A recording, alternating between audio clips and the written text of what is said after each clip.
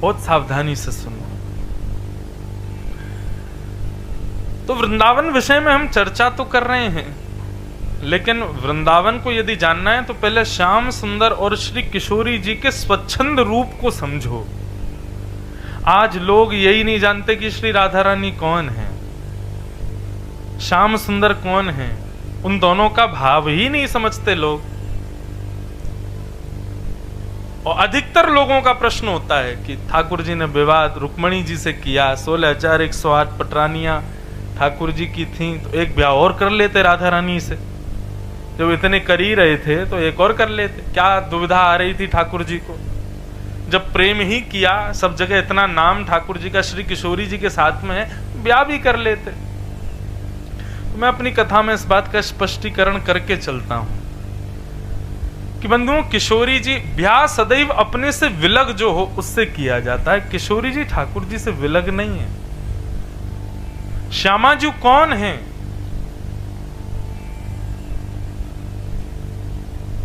श्री ठाकुर जी का ही प्रतिबिंब स्वरूप है श्री किशोरी जी।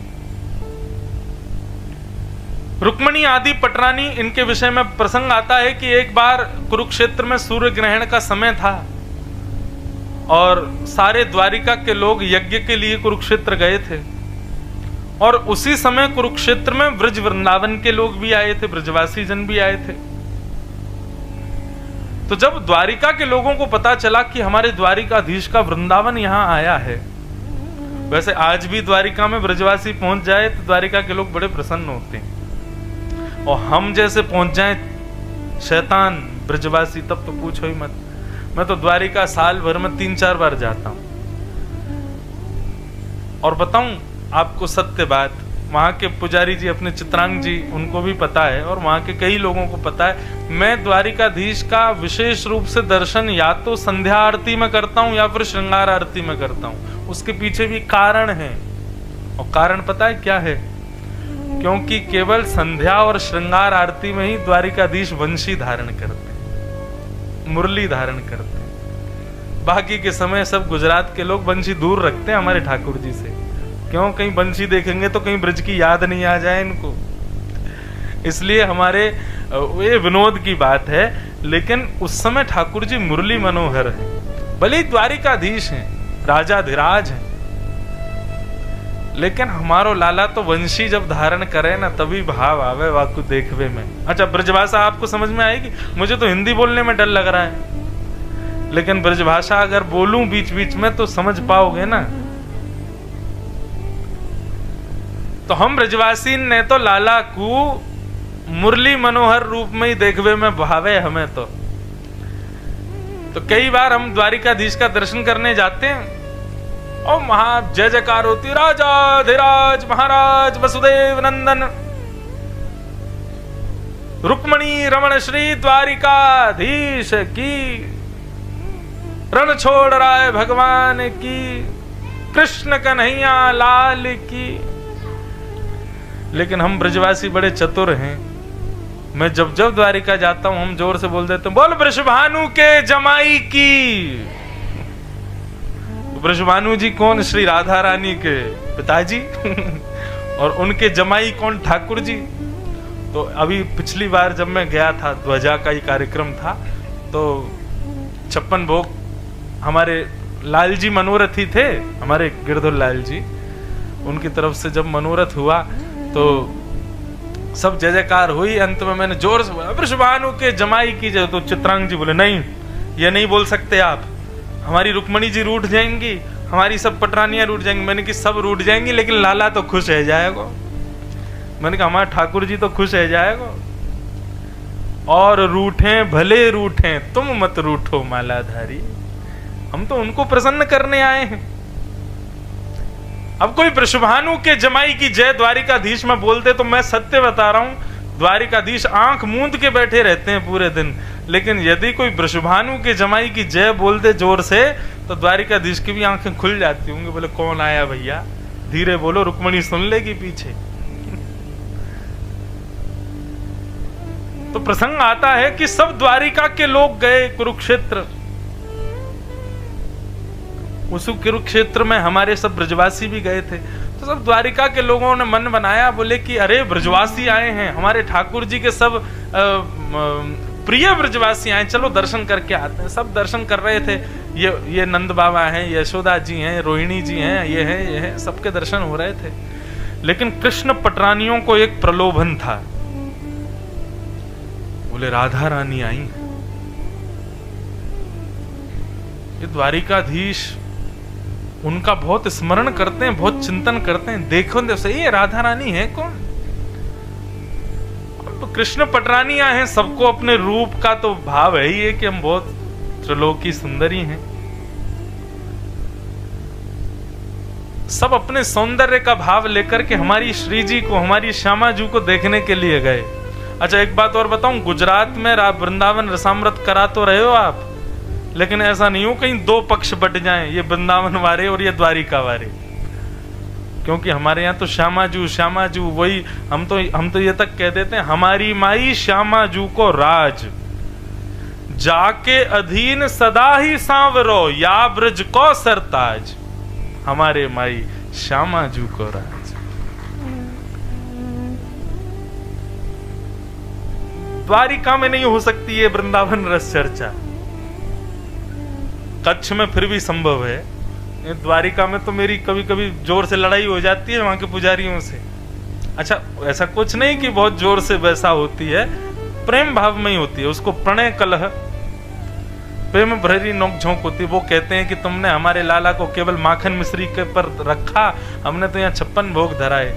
मैंने कहा ये भाव रखो कि हमने लाला तंदुरुस्त करके भेजा द्वारिका, माखन मिश्री खिला के बढ़िया भेजा, तभी लड़ पाया राक्षसों से। ऐसे चलती रहती है वहां। तो सब कृष्ण पटरानियां राधा रानी का दर्शन करने गईं, और जैसे ही शिविर में प्रवेश किया, सबको अपने रूप का अभिमान कि हम बड़ी सुंदर हैं, त्रिलोकीनाथ द्वारिकाधीश हमारे पति परमेश्वर हैं, ये राधा रानी क्या बेके हमारे सामने, देखें तो सही। और जैसे ही अंतःपुर में प्रवेश किया, परम सुंदरी मृगनयनी मुस्कुराए तो मानो ऐसा लगे मोतियों जैसे मुस्कान, ऐसे घुंघराले केश, इतने सुंदर वस्त्र कि रूप की उपमा सुनाई नहीं जा सकती। कमल को हटाओ और उस कन्या को रखो, इतनी सुंदर। उस रूप को देख करके कृष्ण पटरानियों ने यह तो मन में विचार कर लिया कि भाई हम कुछ नहीं है इनके आगे। रुक्मणी आदि पटरानियों ने प्रणाम किया, बोले हमारा प्रणाम स्वीकार करो हे श्यामाजू, हे वृषभानु नंदिनी, हे श्री राधा रानी, हम सब कृष्ण पटरानी हैं, हमारा प्रणाम स्वीकार करो। उस युवती ने रुक्मणी जी को उठाया, बोले कि रुक्मणी जी मैं राधा रानी नहीं हूं, मैं उनकी दासी हूं, राधा रानी तो भीतर बैठी।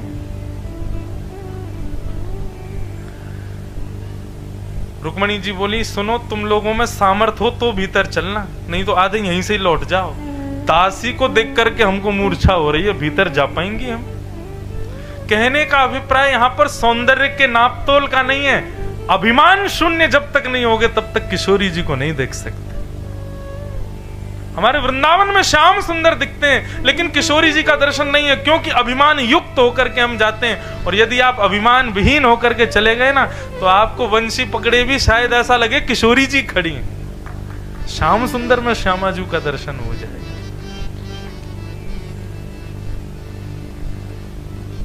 और स्थिति ये कि जब रुक्मणी जी भीतर प्रवेश करती हैं तो और सुंदर एक कन्या का दर्शन हुआ। प्रणाम करते हुए कहा आप राधा रानी हैं? बोले नहीं, मैं भी दासी हूं, और अंदर जाओ। और अंदर गए, कम से कम 7 कन्याओं का दर्शन किया, और पहली वाली से अगली वाली उससे दुगनी सुंदर होती है। स्थिति यहां तक पहुंच गई कि रुक्मणी जी ये भी भूल गई कि मैं रुक्मणी हूं। जब इस परिणति में पहुंच गई तब भीतर प्रवेश किया। असंख्य सुंदरी नारियां चारों तरफ बैठी थीं, और मध्य में तप्त कांचन गौरांगी, बिल्कुल कंचन जैसा वर्ण, मानो जैसे चंद्रमा चमक रहा हो, चंद्रमा भी लज्जित हो जाए, ऐसी सुंदरता को बिखेर रही परम सुंदरी, परम सुकोमला कृष्ण और धारिणी श्री किशोरी जी बैठी हैं। रुक्मणी जी की स्थिति ये हुई कि किशोरी जी को देखते ही 3 दिन तक मूर्छित पड़ी रही वहीं। और जब होश आया, जैसे तैसे जल का छिड़काव करके रुक्मणी जी को होश आया और रुक्मणी जी ने पीछे मुड़ करके देखा तो फिर से किशोरी जी को देख लिया और फिर 3 दिन के लिए मूर्छित हो गए। तब चरण में प्रार्थना करते हुए अपनी चरण शरण रहने की आज्ञा मांगी। ऐसी हैं हमारी श्यामा जी, ऐसी हैं हमारी किशोरी जी। कभी कभी मन में भाव आता है कि जीव का कल्याण हो सके, इसलिए ठाकुर जी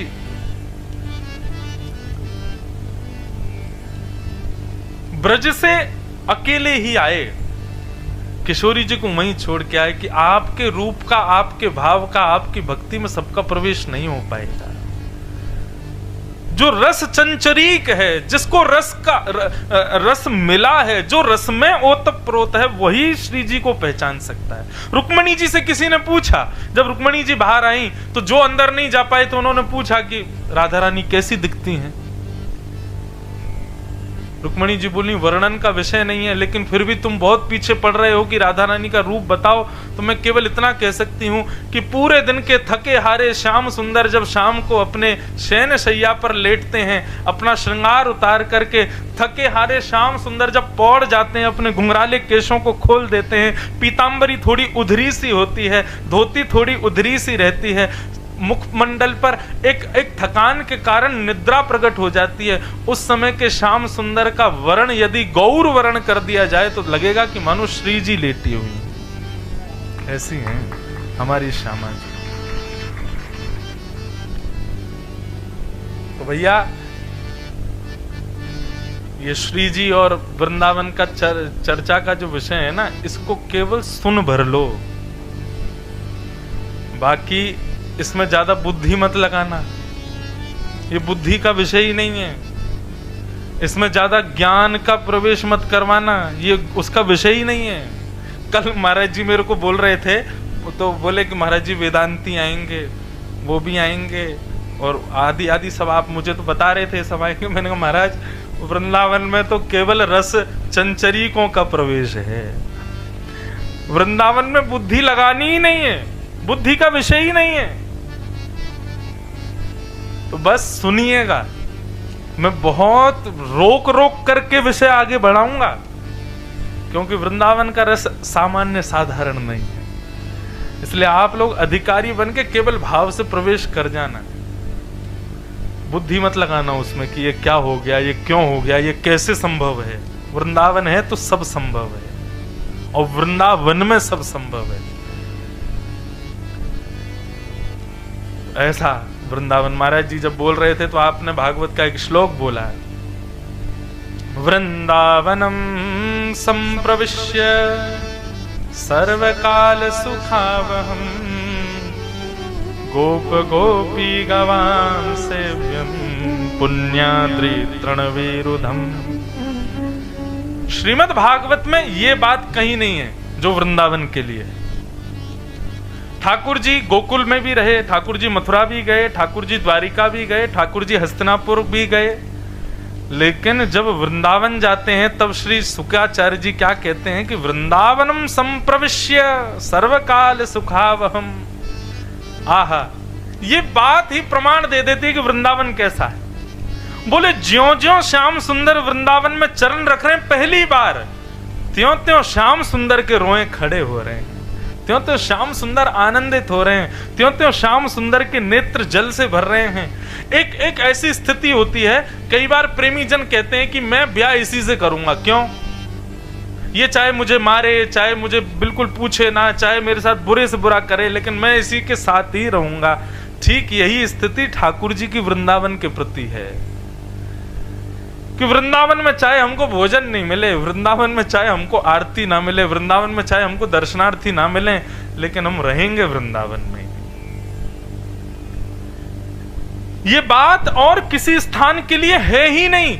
वहां जगत नियंता जगदाधार त्रिलोकीनाथ जो वैकुंठ में निवास करते हैं, वो वैकुंठ जिस वैकुंठ की सराहना वेद भी करते हैं, जिस वैकुंठ की उपमा का वर्णन देवादिदेव महादेव तक करते करते हार जाते हैं, वो वैकुंठपति जब वृंदावन में प्रवेश करते हैं, तब शुकाचार्य जी कहते हैं वो वैकुंठनाथ को इतना सुख वैकुंठ में भी नहीं मिलता जितना सुख वृंदावनम संप्रविश्य, वृंदावन प्रवेश करने में उनको जितना सुख मिल रहा है।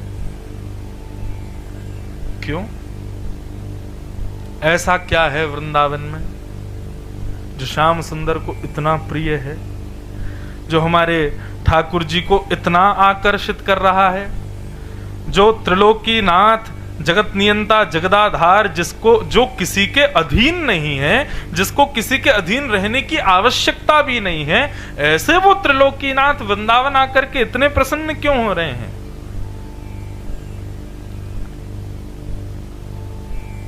भागवत में भगवान के विराट रूप का वर्णन, गीता में भगवान के विराट रूप का वर्णन जब किया जाता है, तब वहां पर तो बताया जाता है कि सारा विश्व भगवान के उदर में विद्यमान है, सब कुछ भगवान के दृष्टिगोचर होता है, सब कुछ भगवान का ही है। तो ये वृंदावन इतना सुख क्यों दे रहा है ठाकुर जी को?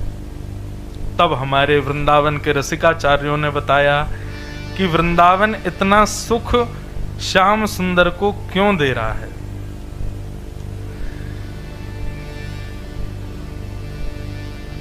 और इस भाव को कहते हुए रसिक जन कहते हैं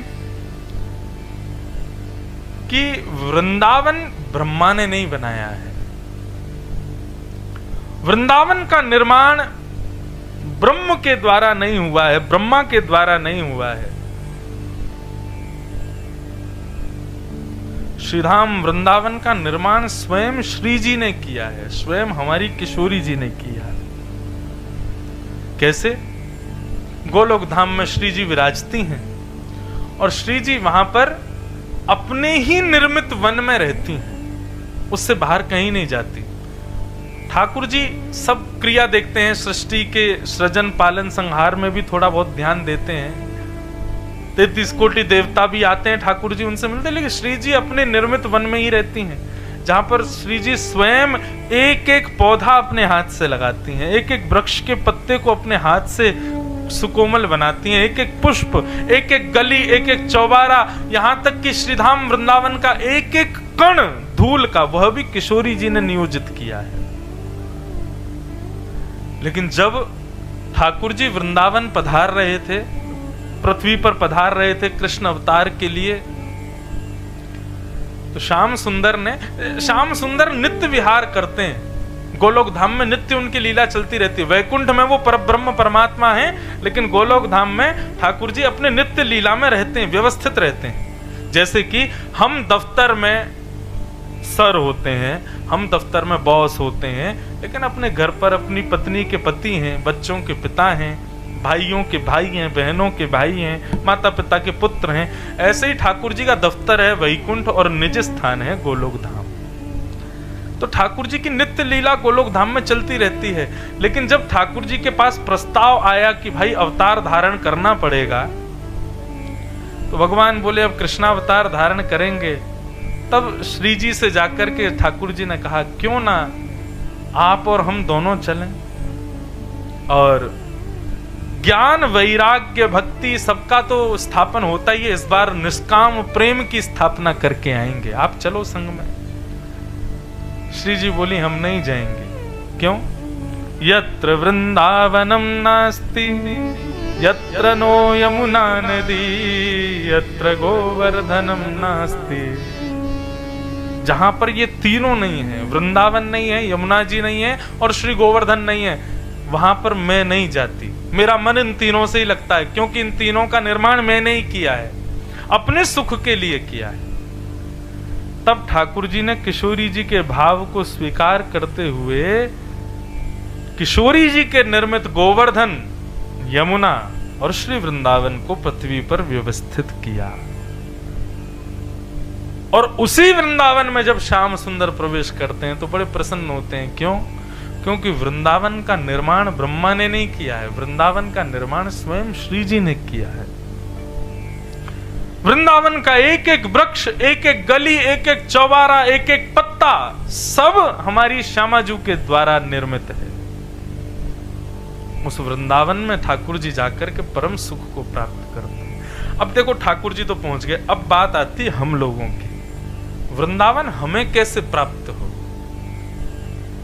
तो 4 बातें शास्त्रों में मुख्य रूप से कही गई, नाम, रूप, लीला और धाम। सबसे पहला, वृंदावन यदि प्राप्त करना है तो नाम आश्रित हो जाइए, नाम का आश्रय लीजिए।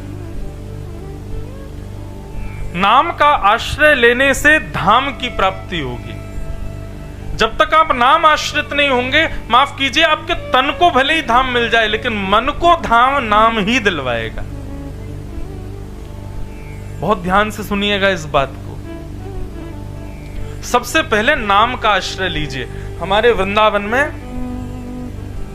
परम धन राधा नाम आधार, हमारे यहां परम धन क्या है? श्री राधा रानी का नाम। अब जब चर्चा ही वृंदावन की है तो वृंदावन श्री जी और श्याम यही चलते रहेंगे। तो वृंदावन यदि प्राप्त करना है, मतलब धाम यदि चाहिए, तो नाम का आश्रय लो। श्री राधा श्री राधा श्री राधा श्री राधा श्री राधा श्री राधा, बस नित्य इसी को गाते रहो। मुझे श्लोक स्मरण नहीं है, मैं आज रात्रि गुरु जी से पूछ के कल सुनाऊंगा, महाराज जी भी बैठे हैं। एक जगह का कहीं का श्लोक है कि जैसे ही व्यक्ति राधा बोलता है तो ऐसा कहते हैं कि रा बोलते ही ठाकुर जी का वैकुंठ में सिंहासन हिलने लग जाता है। कहीं धातु नहीं बोल रहा है, क्यों? क्योंकि राधा बोलेगा तो राधा सुनने के लिए ठाकुर जी सन्मुख प्रकट हो ही जाते हैं। दिखते नहीं है लेकिन आते जरूर हैं। अभी मैंने 4 बार राधा बोला तो 4 बार वैकुंठ से अप डाउन हो गए होंगे ठाकुर जी। तो जब हम राधा शब्द, वो पूरा श्लोक है, मैं कल सुनाऊंगा उसको, रा शब्द का उच्चारण करते ठाकुर जी 100 काम छोड़, करोड़ काम छोड़ के भागते हैं। क्यों? क्योंकि धा सुनते ही ठाकुर जी मंत्र मुग्ध हो जाते हैं, इतना प्रिय है। तो श्री राधा श्री राधा श्री राधा, इस नाम का आश्रय ले लो। नाम क्या करता है बंधुओं? नाम औषधि है। क्या है? औषधि। औषधि यानी कि दवाई, मेडिसिन। इसका जितना सेवन करोगे। अच्छा एक और बात, अब देखो यहां पे भी बात कहने की, नाम बोला नहीं जाता, नाम पिया जाता है। उसकी क्रिया बोलने की है, लेकिन नाम का सेवन किया जाए। श्री राधा बोल मुख रहा है, लेकिन अंदर ऐसी अनुभूति होती है कि श्री राधा भीतर प्रवेश कर रहा है। श्री राधा श्री राधा श्री राधा श्री राधा राधा। इस औषधि का पान करने से क्या होता है? व्यक्ति के हृदय में, बुद्धि में, मन में जितने विकार हैं, जितने दोष हैं, उन सबको राधा नाम औषधि के मात्र जाकर के चिकित्सा करता है। व्यक्ति यदि रोगी है और विशेष रूप से अगर कोविड उसको हो रखा है तो वो प्रतिबंधित है, उसको सब जगह ले जाने का अधिकार नहीं, यहां तक कि कमरे से भी निकलने का अधिकार नहीं है। घर के लोग भी उसको कमरा में बंद करते हैं, बाहर मत आना, क्यों? तुमको रोग हो रखा है। ठीक उसी प्रकार जब हम रोग से ग्रसित हैं, सांसारिक रोग, सांसारिक व्यसन, सांसारिक भोग विलास, ये सब रोग हमको लगे हैं, तब वृंदावन जाने का अधिकार हमको नहीं होता। शरीर से भले ही हम चले जाते हैं लेकिन हमारी अटेंडेंस नहीं होती वहां पर। इसलिए वृंदावन जाने से पूर्व श्री राधा श्री राधा श्री राधा नाम का आश्रय लो। नाम का आश्रय जब हम लेंगे तो नाम आश्रय से विषाद, हमारे हृदय के रोग, हमारे हृदय की दूषितताएं दूर होंगी। उसके बाद तन भले ही ना जाए लेकिन मन वृंदावन पहुंच जाएगा। मन का उपस्थित होना वृंदावन में बहुत अनिवार्य है। तो सबसे पहले नाम का आश्रय लो। हमारे यहां सबने यही कहा कि नाम आश्रित हो जाओ। अंत में निकला यह परिणाम, राम से बड़ा राम का नाम। ये तो हम कथा में सुनाते ही हैं। श्री ठाकुर जी से भी बड़ा श्री राधा जी का नाम है, ठाकुर जी का नाम है। वृंदावन उपासकों को श्री राधा नाम आश्रित होना चाहिए। नाम दिलाता है धाम।